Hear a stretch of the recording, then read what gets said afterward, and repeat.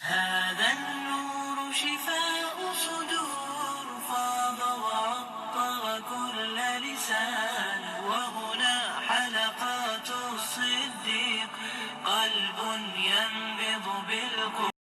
الحمد لله نحمده ونستعينه ونستغفره ونؤمن به ونتوكل عليه ونعوذ بالله من شرور أنفسنا ومن سيئات أعمالنا من يهده الله فلا مضل له ومن يضلله فلا هادي له ونشهد أن لا إله إلا الله وحده لا شريك له ونشهد أن سيدنا وسندنا حبيبنا ومولانا محمدا عبده ورسوله. أما بعد فأعوذ بالله من الشيطان الرجيم. بسم الله الرحمن الرحيم. والضحى والليل إذا سجى ما ودعك ربك وما قلى وللآخرة خير لك من الأولى ولسوف يعطيك ربك فترضى. صدق الله العظيم. اللهم رب اشرح لي صدري ويسر لي امري واحلل عقدة من لساني يفقهوا قولي. اللهم رب زدني علما اللهم رب زدني علما اللهم رب زدني علما نافعا. سبحانك لا علم لنا إلا ما علمتنا إنك أنت العليم الحكيم. اللهم صل على سيدنا محمد وعلى آل سيدنا محمد أصحاب سيدنا محمد بارك وسلم عليه. مولا یا رب صل وسلم دائما ابدا على حبيبك خير الخلق كلهم.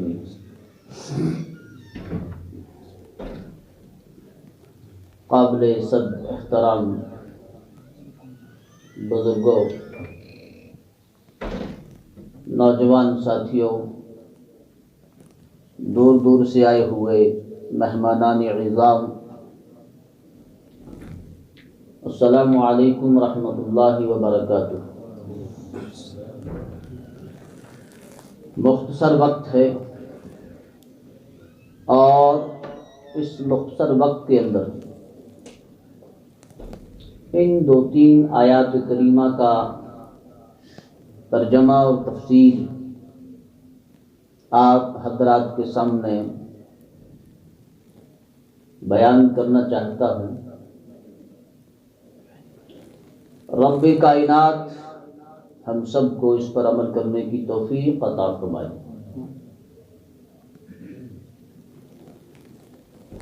سورۃ الضحیٰ مکیۃ وہی 11 آیہ، مکہ میں نازل ہوئی اور اس کی 11 آیات کریمہ ہیں. اس سورت کے اندر جناب رسول اللہ صلی اللہ علیہ وآلہ وسلم کو تسلی اور تشفی دی گئی ہے.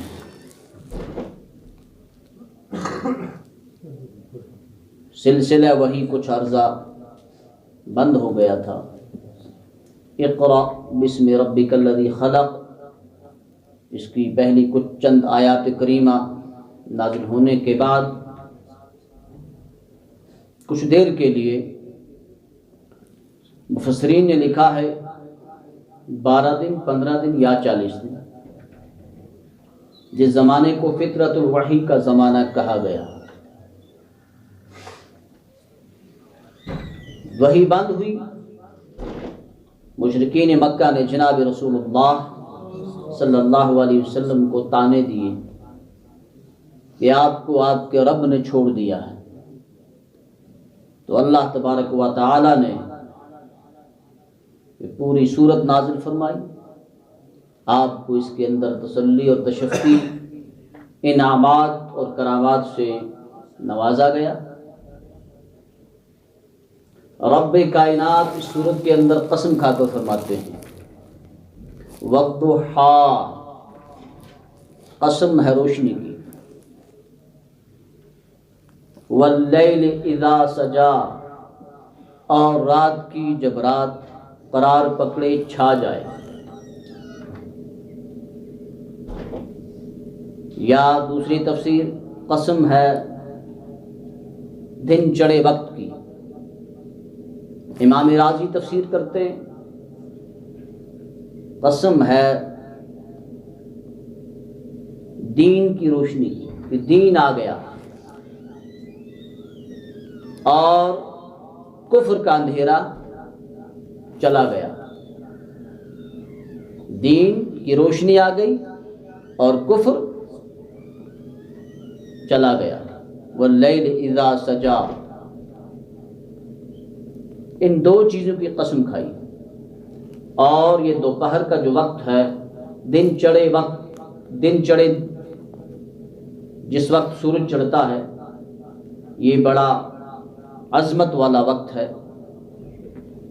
بہت ساری باتیں اس کے ساتھ منسلک ہیں، وقت اتنا نہیں ہے کہ ہر ایک بات کو آپ کے سامنے رکھوں، چند باتیں کہ اس وقت ایک تو نماز کا وقت، فرض نماز نہیں، چاشت کی نماز کم سے کم 4 رکعت، زیادہ سے زیادہ 12 رکعت، اور اس سے بھی بڑھ کر یہ وہ وقت ہے جس وقت رب کائنات نے موسیٰ علیہ نبی علیہ الصلاۃ والتسلیم کے ساتھ کلام فرمایا تھا، اور یہ وہ وقت ہے جس وقت فرعون کے جادوگر موسیٰ علیہ نبی علیہ الصلاۃ والتسلیم کے معجزے کو دیکھ کر آپ کے ہاتھ پر ایمان لے آئے اور سجدہ کیا۔ بڑا عظیم وقت ہے۔ المختصر والضحیٰ، قسم ہے روشنی کی یا دن چڑھے وقت کی، واللیل، اور رات کی، اذا سجا، جب چھا جائے یا قرار پکڑے، یعنی کہ رات کا گٹا ٹوپ اندھیرا چھا جائے، ان دو اوقات کی قسم کھائی۔ جواب قسم کیا ہے؟ قسم اور جواب قسم،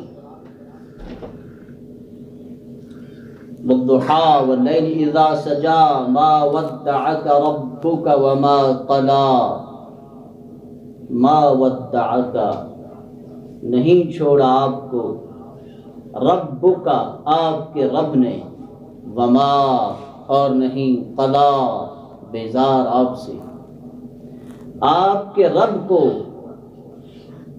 آپ کے رب نے آپ کو نہیں چھوڑا، اور نہ آپ کا رب آپ سے ناراض ہے، بیزار ہے۔ مشرکین مکہ نے کیا کہا تھا؟ سلسلہ وہی منقطع ہو گیا، کچھ عرصہ کے لیے بند ہو گیا، تانے دینے شروع ہو گئے۔ اور ایک عورت تھی کافرہ، ابو لہب کی بیوی، ابو لہب کی بیوی ام جمیل جس کا نام تھا، اس نے تانا دیا جناب رسول اللہ صلی اللہ علیہ وآلہ وسلم کو، نعوذ باللہ من غضب اللہ، نقل کفر نہ باشد، کہ آپ کو آپ کے شیطان نے چھوڑ دیا۔ وہ تو رب کہاں کہتے تھے، وہ رب نہیں کہتے تھے، تو رب کائنات نے تسلی دی، ما ودعک، نہیں چھوڑا آپ کو آپ کے رب نے۔ یہ جو مشرکین مکہ تانے دے رہے ہیں، غلط بیانی کر رہے ہیں، جھوٹ موٹ کی باتیں خود اپنی اور سے بنا رہے ہیں، میرے حبیب ہم نے آپ کو نہیں چھوڑا، اور نہ ہم آپ سے بیزار ہیں، ہم آپ سے راضی ہیں، ہم آپ سے راضی ہیں۔ اور بعض مفسرین نے یوں اس کی تفسیر کی کہ جس طرح دن چڑھتا ہے، دن چڑھنے کے بعد رات آتی ہے، یہ اس بات کی دلیل نہیں ہے کہ رب ناراض ہے کہ دن کے بعد رب نے رات کیوں لائی، کہا جس طرح دن کے بعد رات کا لانا اللہ تبارک و تعالیٰ کی ناراضگی کی دلیل نہیں ہے، اسی طرح کچھ عرصہ وہی بند ہونا بھی رب کی ناراضگی کی دلیل نہیں ہے۔ جس طرح دن میں آپ میں ہم سب کام کرتے تھک جاتے ہیں، کام بہت طرح کا ہے، دین کا کام، دنیا کا کام۔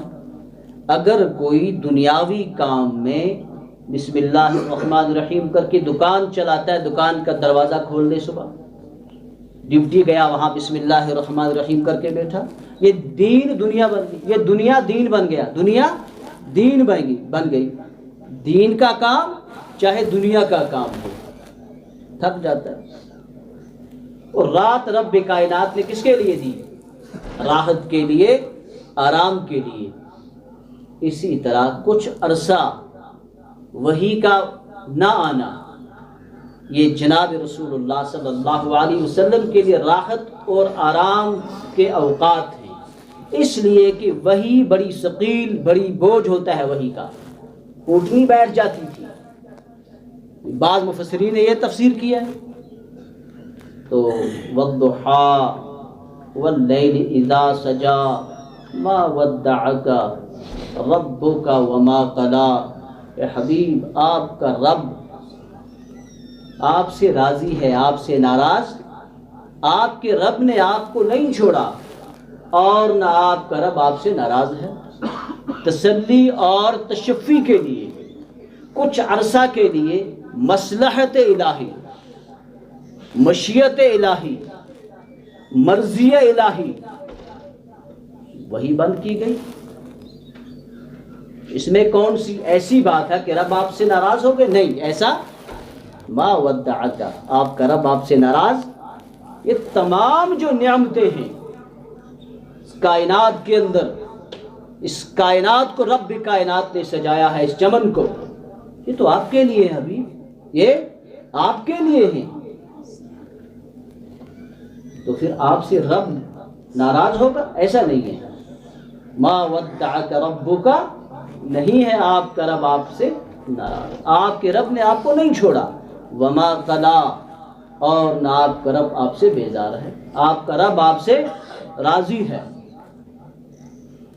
وَلَلْآخِرَةُ كَخَيْرٌ لَكَ مِنَ الْأُولَىٰ، اور میرے حبیب آخرت، وَلَلْآخِرَةُ، آخرت، خَيْرٌ لَكَ، کا آپ کے لیے بہتر ہے، آپ کے لیے، من الاولیٰ، دنیا سے۔ بہت ساری تفسیریں اس کی، ایک تفسیر یہ کی ہے کہ آخرت آپ کے لیے دنیا سے بہتر، آخرت سے مراد آخرت، اولیٰ سے مراد دنیا، ایک تفسیر۔ ایک تفسیر یہ ہے کہ آپ کی ہر آنے والی گھڑی، آپ کا ہر آنے والا لمحہ گزرے ہوئے لمحے سے بہتر، گزرے ہوئے لمحے سے بہتر۔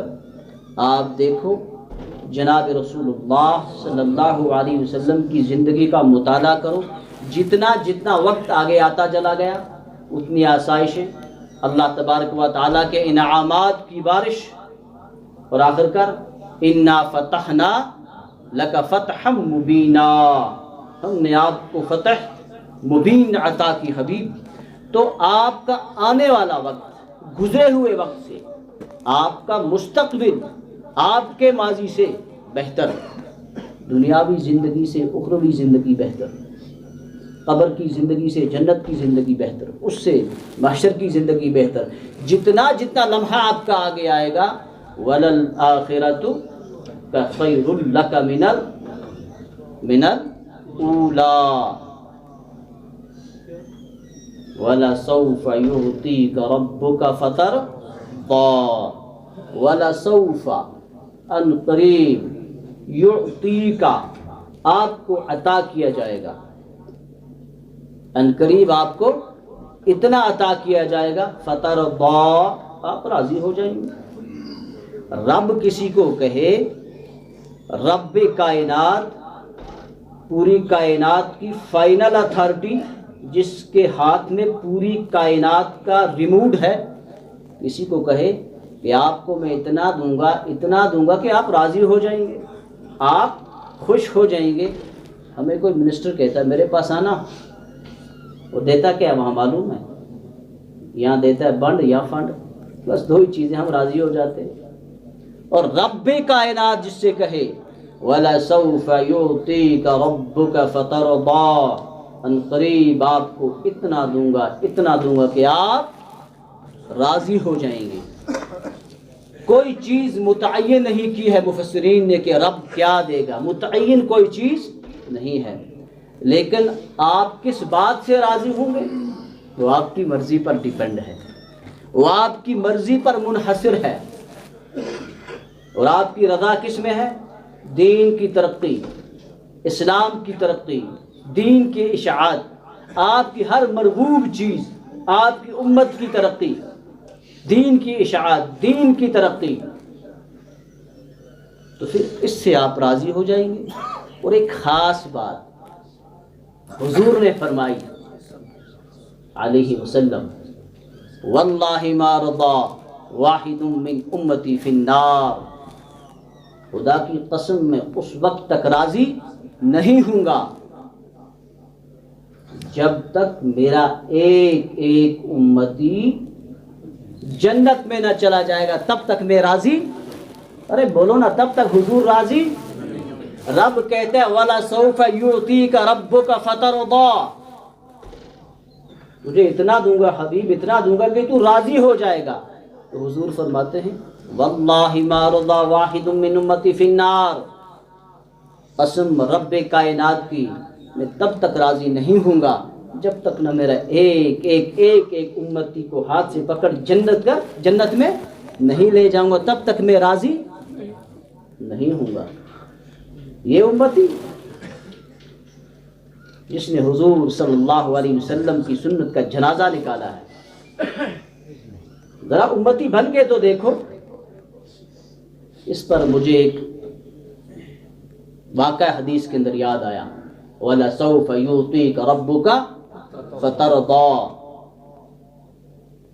حضرت جبرائیل امین ایک دن جناب رسول اللہ علیہ وسلم کی خدمت اقدس میں حاضر ہوئے، بیٹھے سامنے.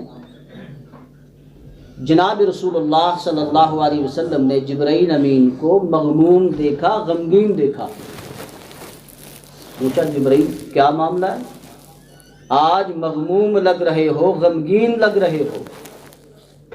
عرض کی جبرائیل امین نے، یا رسول اللہ صلی اللہ علیہ وسلم، آج اللہ تبارک و تعالیٰ کے حکم سے میں جہنم کا نظارہ کر کے آیا ہوں، جہنم کو دیکھ کر آیا ہوں. کہا پھر؟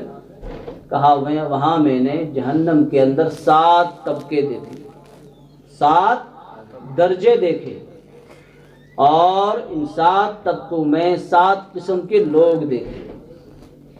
تو جناب رسول اللہ صلی اللہ علیہ وسلم نے پوچھا جبرائیل وہ لوگ کون تھے اور کس کس طبقے میں کون تھا؟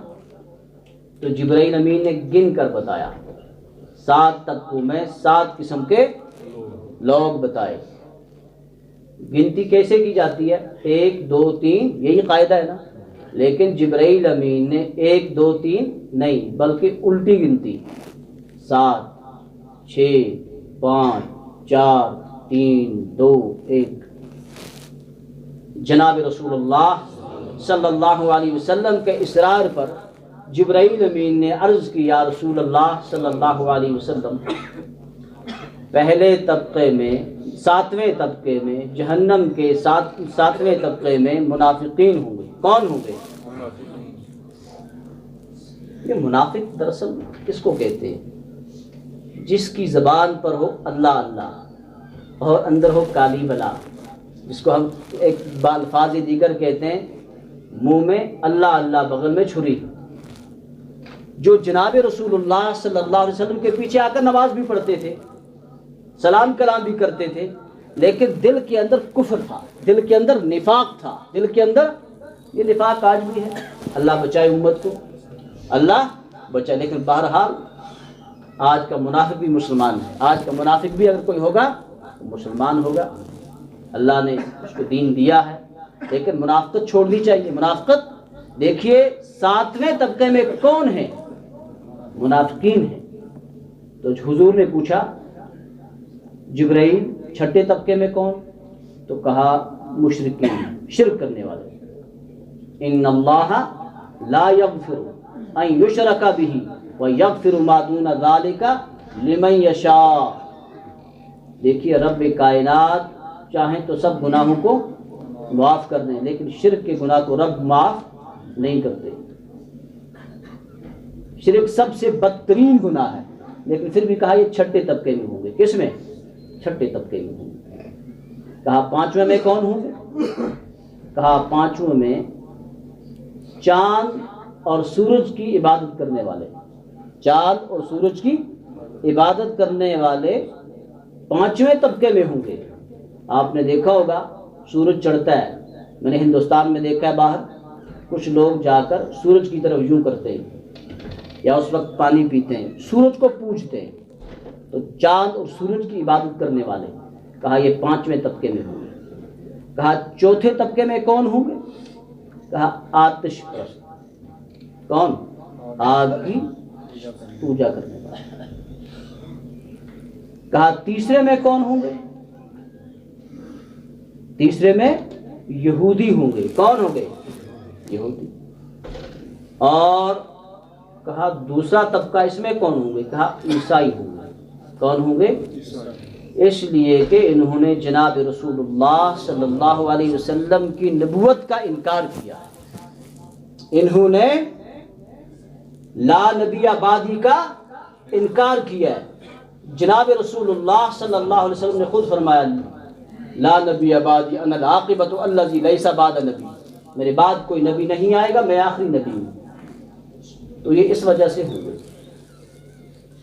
اور یاد رکھیے عقائد میں سے یہ اہم بات ہے، ہمارا عقیدہ ہے کہ جناب رسول اللہ صلی اللہ علیہ وسلم آخری نبی ہے. آپ پر سلسلہ نبوت منقطع ہوا ہے.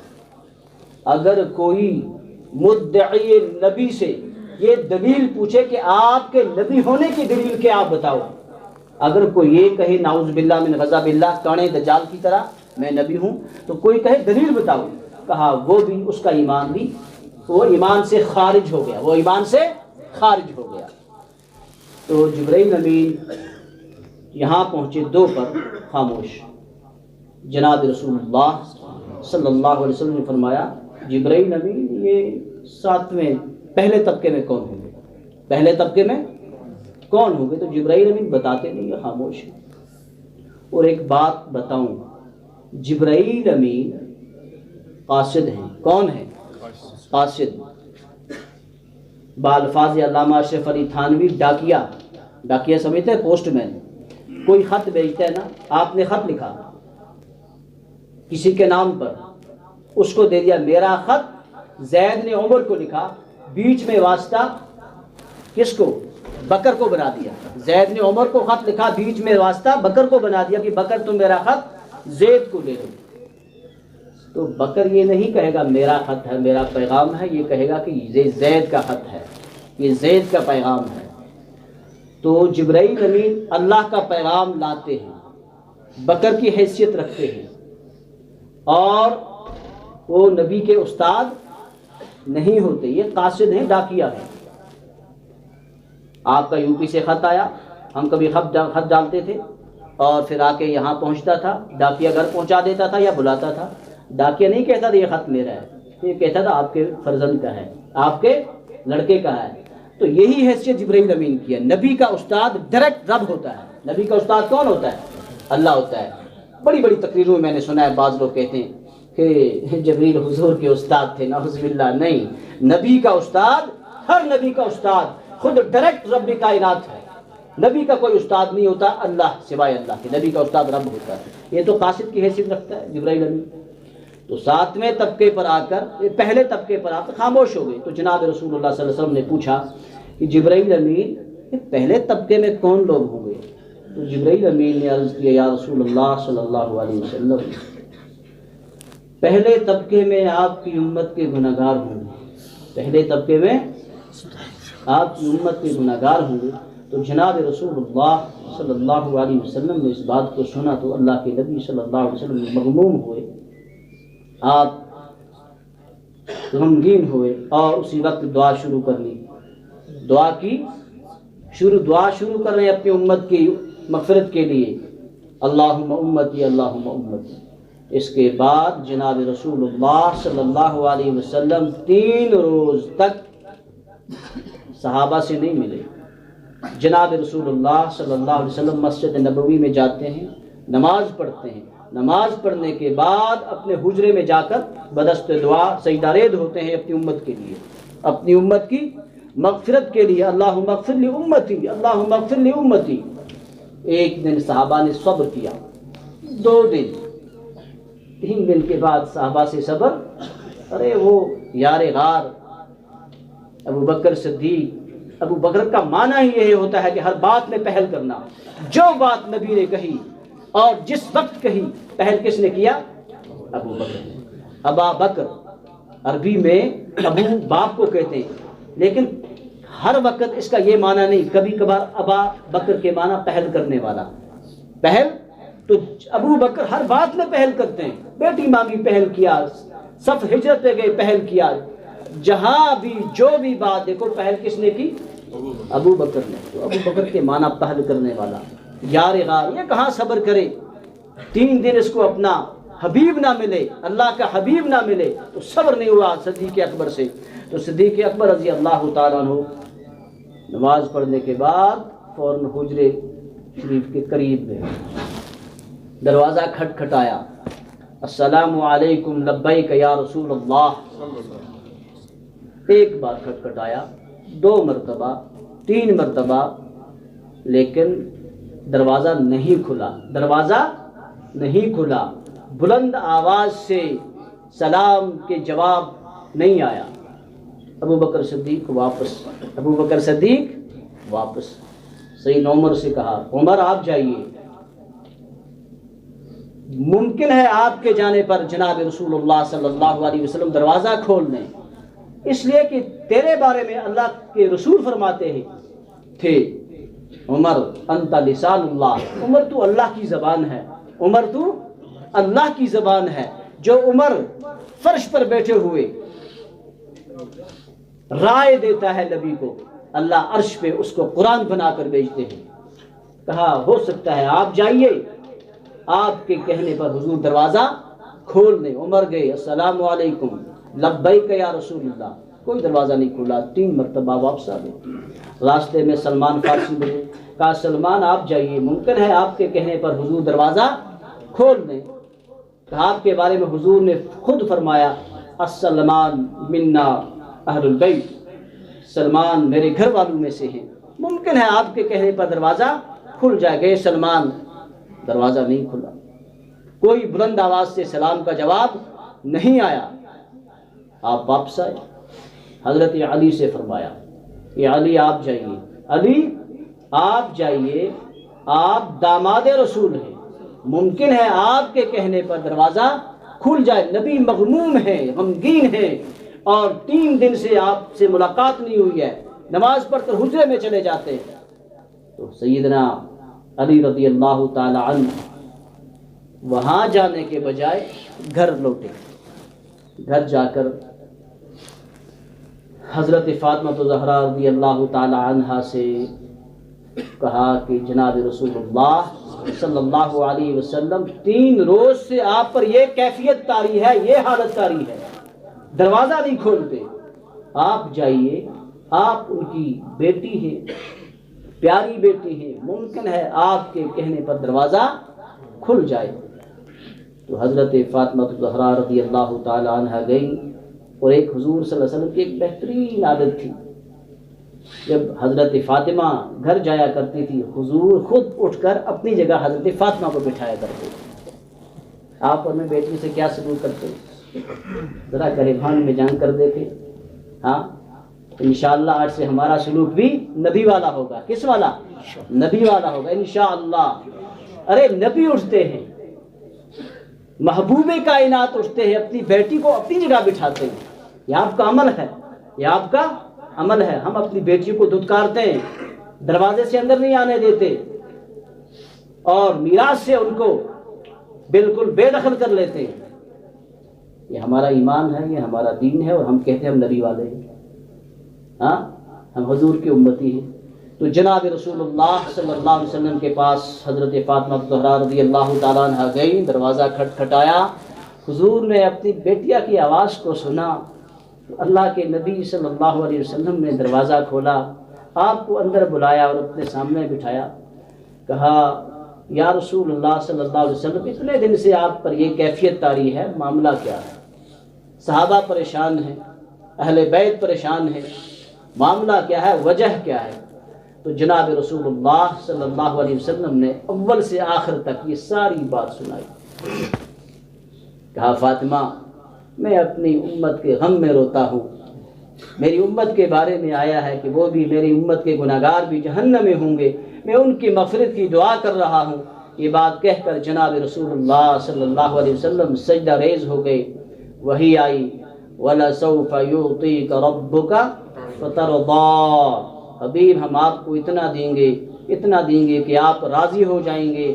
حضور فرماتے ہیں وَاللَّهِ مَا رَضَىٰ وَاحِدٌ مِّنْ أُمَّتِي فِي النَّارِ، میں تب تک راضی نہیں ہوں گا جب تک میرا ایک بھی امتی جہنم میں ہوگا، میں راضی نہیں ہوں گا۔ ہر ایک امتی کو ہاتھ سے پکڑ کر جب تک جنت میں نہ لے جاؤں گا تب تک میں راضی نہیں ہوں گا۔ اللہ فرماتے ہیں یا محمد رضیتا، آپ کی دعا کو میں نے قبول کر لیا، اب تو راضی ہے؟ یا محمد رضیتا یا محمد، اللہ پوچھتا ہے کون ہے محمد، تو راضی ہے؟ حضور فرماتے ہیں صلی اللہ علیہ وسلم رضیت، میں راضی ہوں۔ میں کہا تب تک میں راضی نہیں ہوں گا۔ ذرا مجھے بتاؤ، ہم اپنے آپ کو امتی تو کہلاتے ہیں، حضور کے امتی تو کہلاتے ہیں، لیکن کیا جناب رسول اللہ صلی اللہ علیہ وسلم کے نقش قدم پر چلنے والے ہیں؟ کیا آپ کے ان سنت پر عمل کرتے ہیں جو جناب رسول اللہ صلی اللہ علیہ وسلم ہمیں بتا کر گئے ہیں؟ مختصر وقت ہے، ایک چھوٹی سی بات کہتا ہوں جو ہر ایک کے ذہن میں بیٹھے گی۔ ہم کہتے ہیں ہم حضور کے امتی ہیں، حضور کہتے ہیں، اور حضور کی کسی بات پر عمل بھی نہیں کرتے، اور حضور کہتے ہیں کہ میں راضی نہیں ہوں گا تب تک جب تک نہ سب کو جنت میں لے جاؤں گا۔